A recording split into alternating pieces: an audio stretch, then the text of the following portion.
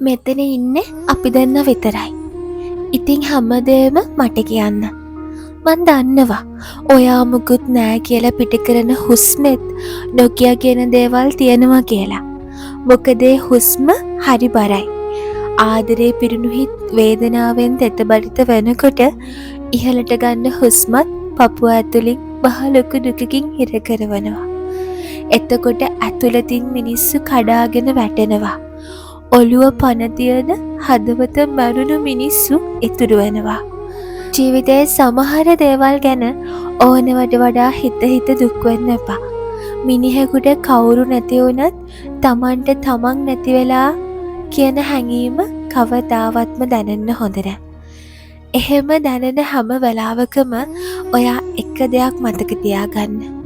මේ ලෝකේ එහෙම දුක වේදනාව හිතේ හිර කරන් විඳවන පළවෙනි කෙනා අවසාන කෙනා ඔයා නෙවෙයි කියන එක. ඒ වගේම ඔයාව ඕනි වෙලාවක අහන් ඉන්න කෙනෙකුත් මේ ලෝකේ තාම ඉතුරු වෙලා ඉන්නවා කියන එක. කියන්න දේවල් මහා මෙරක් තරමට තිබුණත් කියන්න කෙනෙක් නැති වුණාම මිනිස්සු ගොළු වෙනවා. වචන වලින් විතරක්ම නෙවෙයි හදවතිනුත්.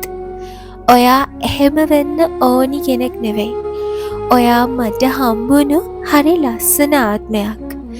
හේතු නොකියම ඔයාව අත්අරපු මිනිස්සු, කාලෙන් කාලෙට වෙනස් වෙන මිනිස්සු ඔයාගේ ජීවිතේ ඉන්න ඇති. තාම ඉන්නවත් ඇති. සමහර වෙලාවට අපි අනවශ්‍ය විදියට කේන්ති ගන්නවා. ඊට පස්සේ Tamanටම රිද්ද ගන්නවා. ඒ වගේම නිහඬ වෙනවා. එහෙම වුණාම අපි නොදැනුවත්වම වුණත් අපේ වටේ ඉන්න ආදරණීය මිනිස්සු ටික අපිට මග ඇරෙනවා. නැත්තම් මග අරිනවා. දන්නවද ඔයා? හැම ලෙඩකටම බෙහෙත් නැති විත්තිය. බලෙන් සුව වෙන්න උත්සාහ කරන්න එපා. කාලයත් එක්ක ඔයාටම සුව වෙන්න ඉඩ දෙන්න. අපි කිසිම කෙනෙක් හැම වෙලේම ආදරණීය මිනිස්සු විදියට ජීවත් වෙන්නේ නැහැ. මිනිස්සු ජීවත් වෙන්නේ හරිම පොඩි කාලයයි. ඒ කාලේ මට ඕනි ඔයාට ආදරය කරන මිනිස්සු එක්ක සතුටින් ඉන්නවා දකින්න. මිනිස්සුන්ගේ ජීවිත ඇතුලේ ප්‍රතිහාර සිද්ධ වෙනවා. ඉතින් බින්දුවට වැටුණත් බලාපොරොත්තු අතහැර ගන්න එපා. කඩා වැටෙන්න දඟලන ඇස් අගිසිවල රැඳුණු කඳුලටත් ජීවිතේ මහ බරක් හිර කරන් ඉන්න හුස්මටත් ඔහේ ගලාගෙන යන්න දෙන්න. හැමදේම දරා ගන්න පුළුවන් යශෝදරාවක් වෙන්න.